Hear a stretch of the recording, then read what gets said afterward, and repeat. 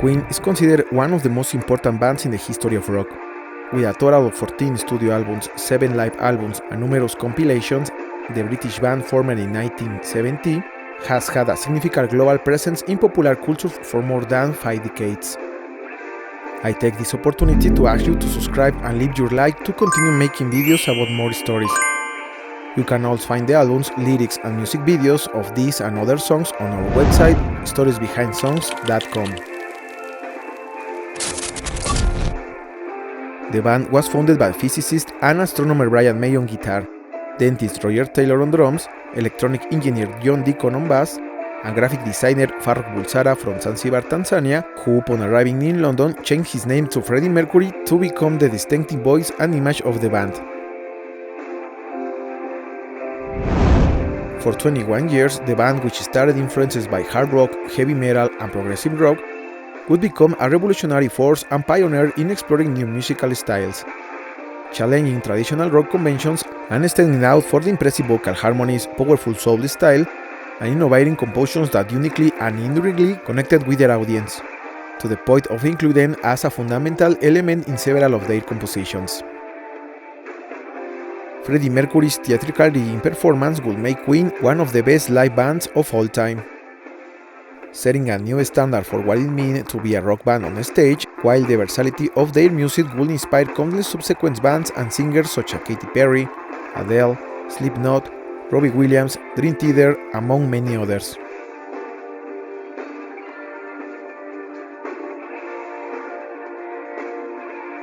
These are stories behind the Queen songs.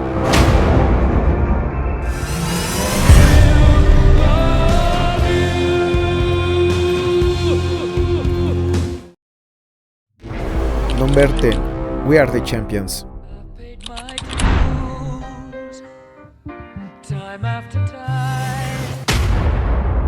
It is the second song from the band's sixth album, News of the World, from 1977.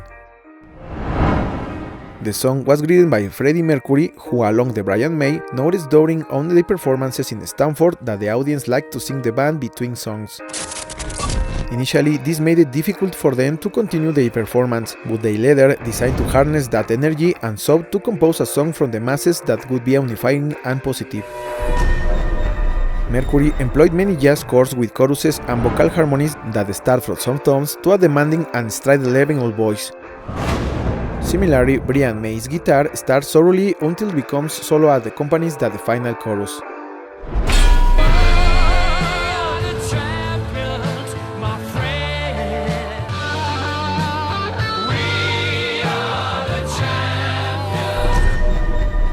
Even at that time, critics considered the change in emotional intensity and the heroic lyrics in the song as a kind of anthem of the new era,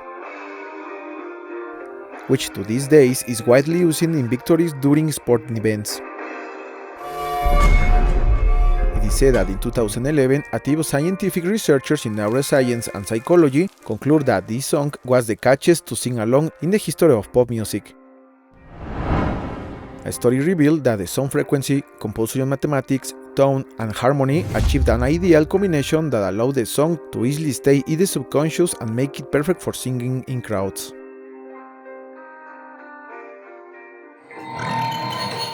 The song is performed live along with the track We Will Rock You, also composed to be chanted by the masses and often played consecutively by radio stations.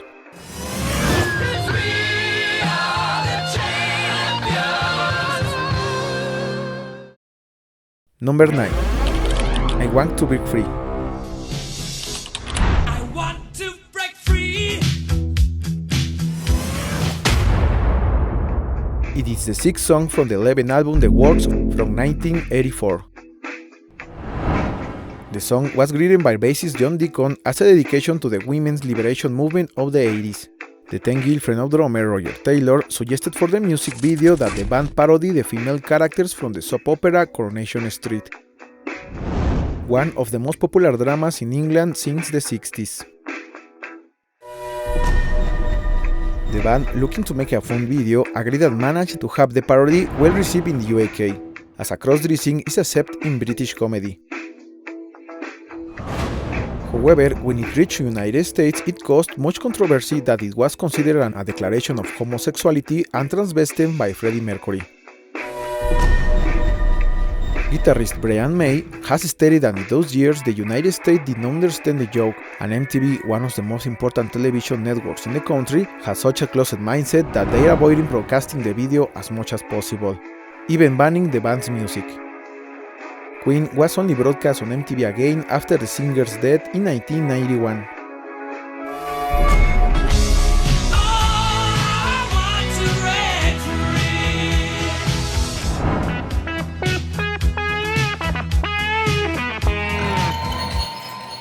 The second part of the video is an unauthorized ballet choreography performed by members of the Royal Ballet of London. Wayne Eaglin, a friend of Mercury, convinced several of his colleagues to prepare the choreography inspired by the Russian ballet The Afternoon of a Faun, which Mercury liked so much that he took inspiration for the leotards and shaped his characteristic mustache as a tribute to the author and performer of the work. According to Eaglin, despite a natural performer on stage, Mercury could not integrate into the choreography. So most of his performance was done with him being lifted and moved among the dancers. The rehearsals with the ballet company were organized in secret from their superiors, which got them into serious trouble when they were later discovered.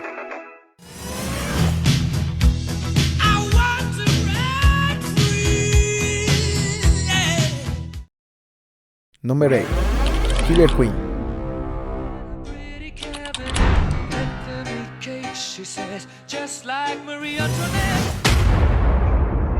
It is the second song from the third album Sheer Hair Attack from 1974, and it is one of the most important hits that propelled the band in UK. People were already accustomed to Queen's hard rock and energetic music, but this song presented itself as a more elegant piece of poetic lyrics speaking from the perspective of an upper-class woman who works as a prostitute. Soon, rumors emerged linking the song to the John F. Kennedy's widow, and although Mercury initially clarified that the song was about how someone with a lot of money could also engage in prostitution, he eventually preferred that the people interpret it however they wanted. She's a killer queen, got that agility.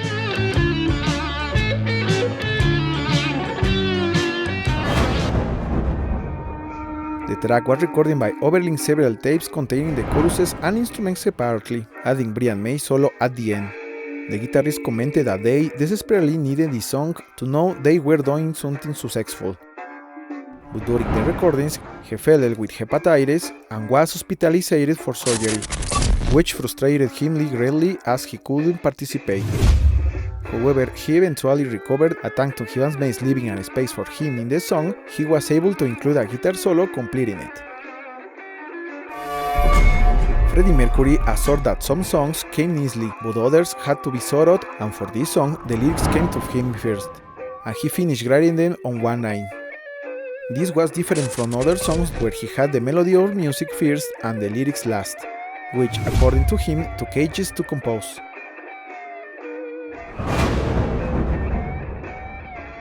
Pop singer Katy Perry has stated that this song made her discover music and discover herself from the age of 15.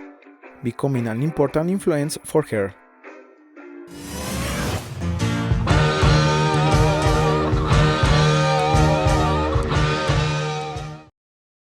Number 7. Somebody to Love.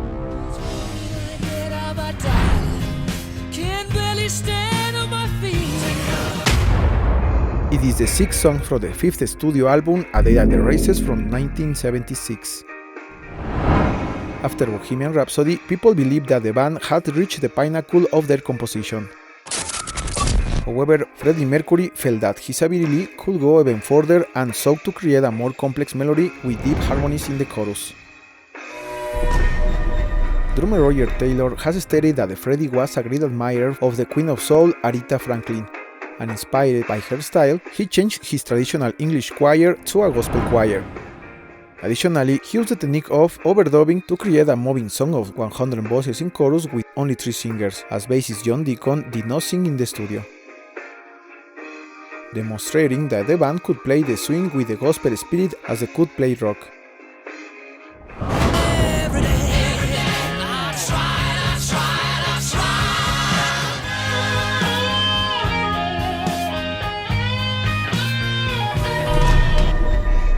The lyrics of the song are an introspection of someone who questions God about the difficulty of finding love, and, despite continuously striving, ultimately feels the loneliness of a world that reprises and criticizes them, but with the hope of achieving it someday.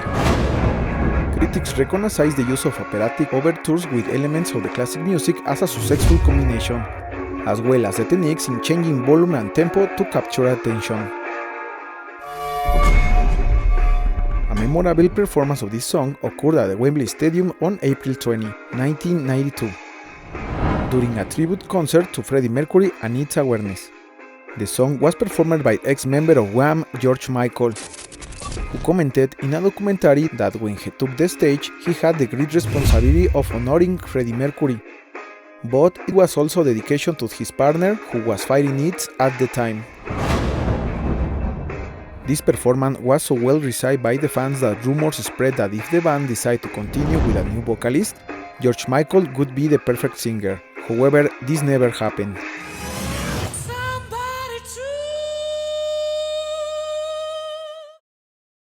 Number 6. Crazy Little Thing Called Love.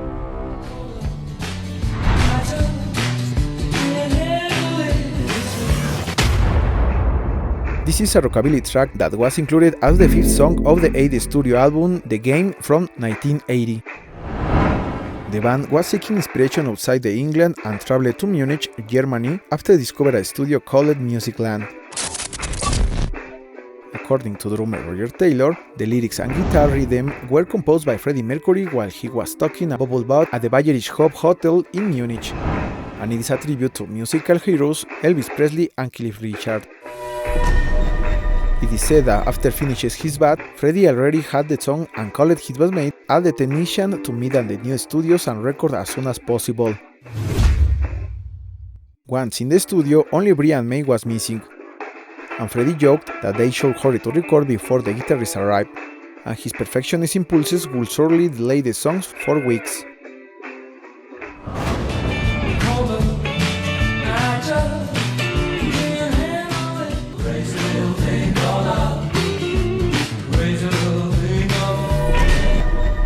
Freddie admitted that he generally wasn't good at playing the guitar, but with this song, he took advantage of the few chords he knew, and being limited to only 4, it took him 10 minutes to compose most of the song. Critics have described the guitar tune as impressive in its simplicity, as well as cheerful rockabilly that makes you want to move your hips, capturing the sense of late 50s rock and roll. The song was released as a single in 1979 and quickly reached number 1 of the Billboard charts in the United States for 4 weeks, only being dethroned by the release of the Pink Floyd's Another Break in the Wall.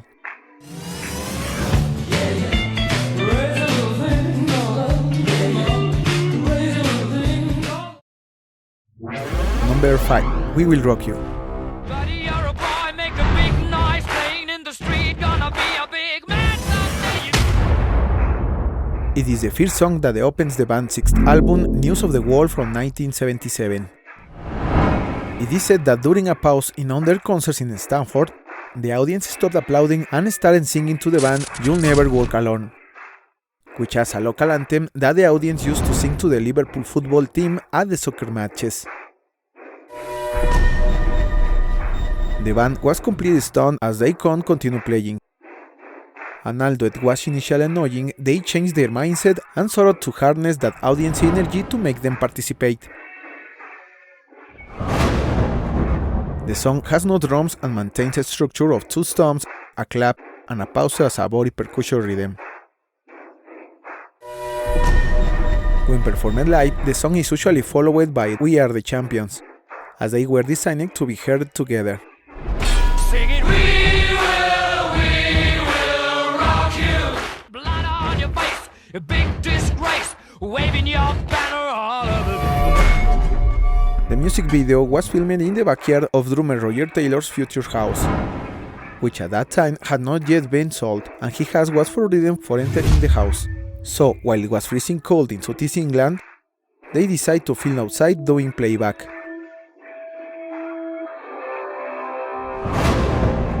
In addition to the original song, there is a faster version with heavy metal traits, but after the Works Tour in 1984, it is unknown why they stopped playing this version live.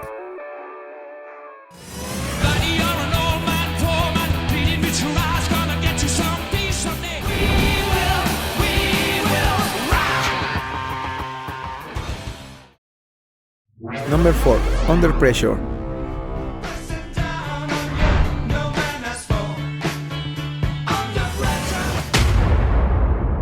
It is the last song for the 10th album Hot Space for 1982. The track was co-written with actor, musician and composer David Bowie, who was in Switzerland recording his voice for the erotic horror film Cat People. Queen chose the same recording studio, and drummer Roger Taylor, upon recognizing David Bowie, invited him to record with them. Bowie already knew Taylor from his detox period 6 years earlier and agreed to participate in the backing vocals for the song Cool Cat. However, the final result did not please anyone and they ended up erasing his contribution. It is said that the band spent so much time with Bowie that after several lessons he proposed composing something together. Taylor chose a song he was working on called Feel Like, which he wasn't entirely satisfied with at the time.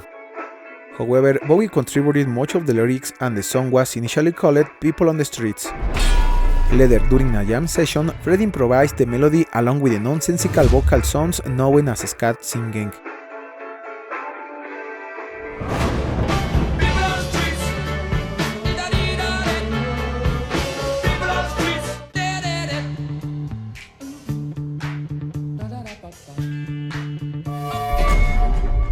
According to Brian May, recording the song was difficult as everyone, including David Bowie, was very eager to contribute ideas. When it came to singing, Freddie and Bowie fiercely competed to stand out.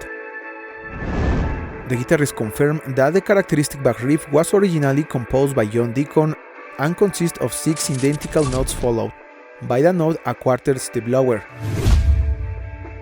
However, the band members went out to dinner and when they returned, the bassist no longer remembered the riff. When he tried to play it, Bowie corrected him, saying that wasn't how it went and changed the arrangement.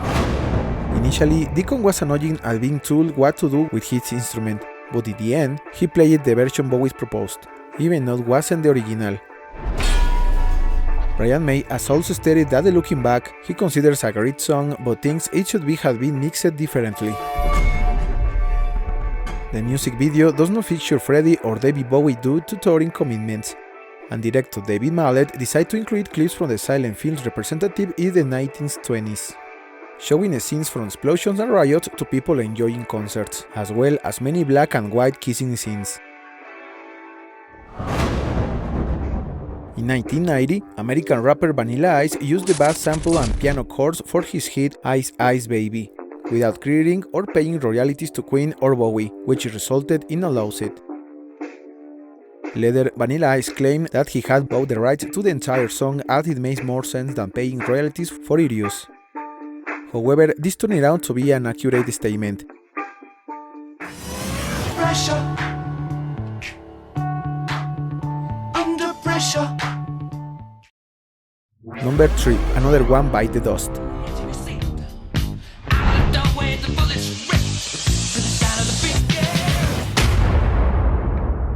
It is the 3rd song from the 8th album The Game from 1980.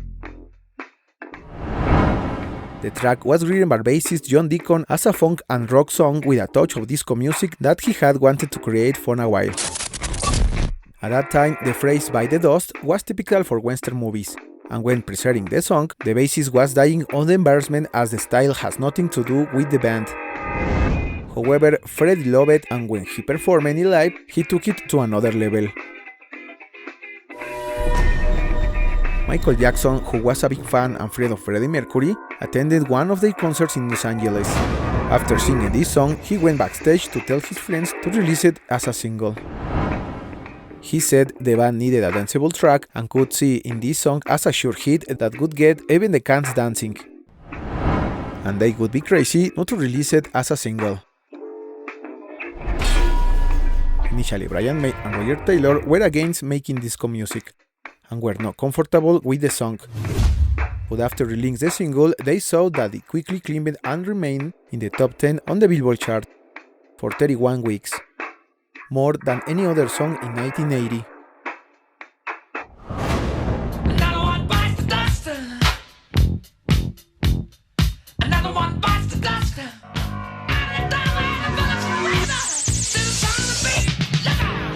Because the song didn't sound like anything the band had done before, people who didn't know Queen thought they were an African-American group.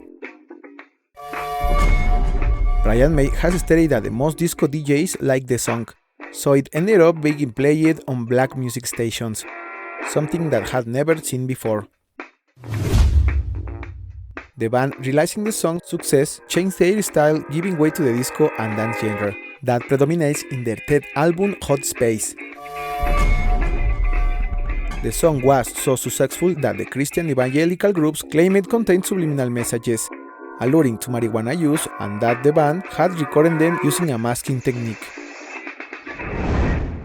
The record label denied these accusations, but the song was recorded using several instruments in reverse and in different speeds, passing through a harmonizer which can be heard just before the lyrics start and during various parts of the song. As a curious fact, during the production of the movie Rocky III, the song was used in a preliminary cut during the most important scene where Rocky trains for a fight.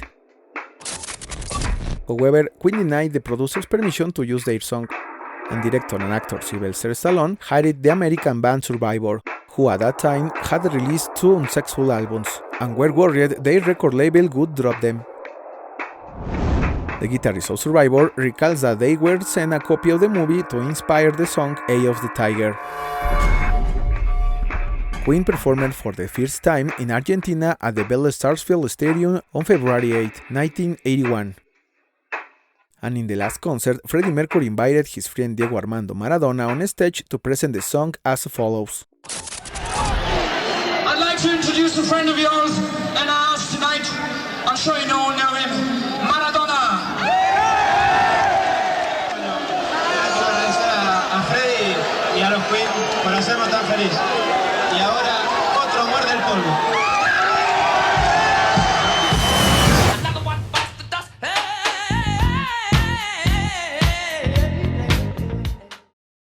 Number 2. Don't Stop Me Now.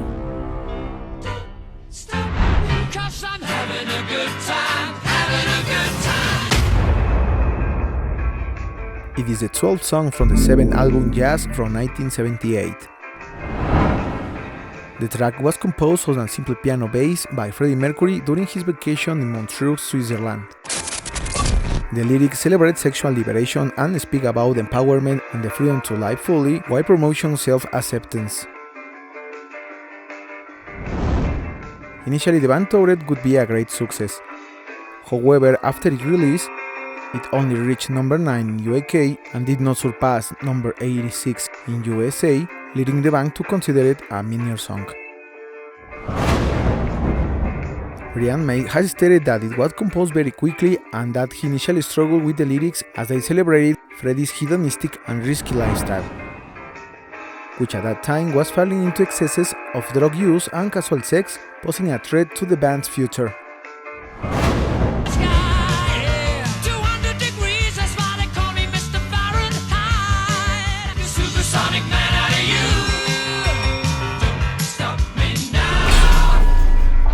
The song was never performed live in the US nor during the Freddie Mercury tribute concert at Wembley Stadium in 1992.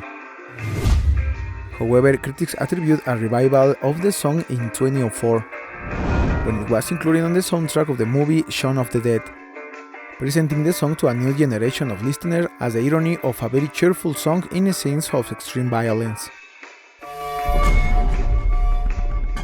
From that moment on, the song began to be used in various advertisements, TV shows, and video games, becoming part of pop culture and one of the Queen's most popular songs today.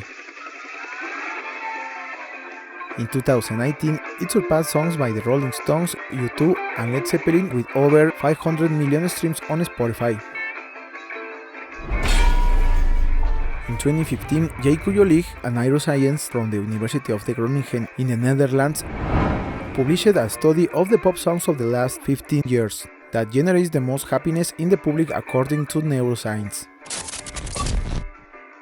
He published a list of the 10 happiest songs in history, where Don't Stop Me Now appeared at the number 1, surpassing other popular songs like Dancing Queen by ABBA, Uptown Girl by Billy Joel, Girl Just Wants to Have Fun by Cyndi Lauper, etc.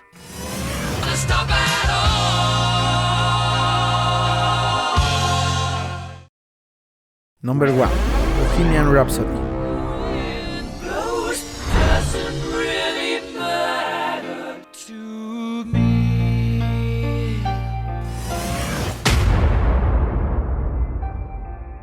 It is the 11th song from the 4th studio album, A Night at Opera from 1975. The track was written by Freddie Mercury as an early 6-minute piece composed of 6 parts: an introduction, a ballad, a guitar solo, an operatic passage, and a hard rock section, and a reflective conclusion, ending with the strike of a mallet on a metal disc known as a gong, which releases all the tension built up throughout the song. Freddie stated that he always wanted to do something resembling opera, and after reading a bunch of songs, selected 3 that changed the mood and took a brutal turn to finally return to the initial theme. Freddie admitted that he didn't know much about opera and almost abandoned the project in its early stages, but later saw how it grew, adopting lyrical references, Italian phrases, and elegant choruses, becoming an early 6-minute song. The band members wanted to shorten it a bit, but Freddie always refused.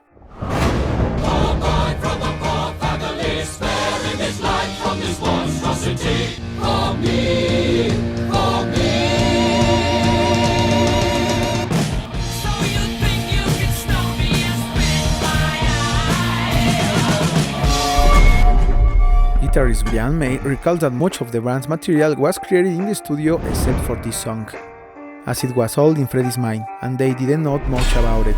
But seeing how he directed them, they thought it would be an intriguing original song worth working on.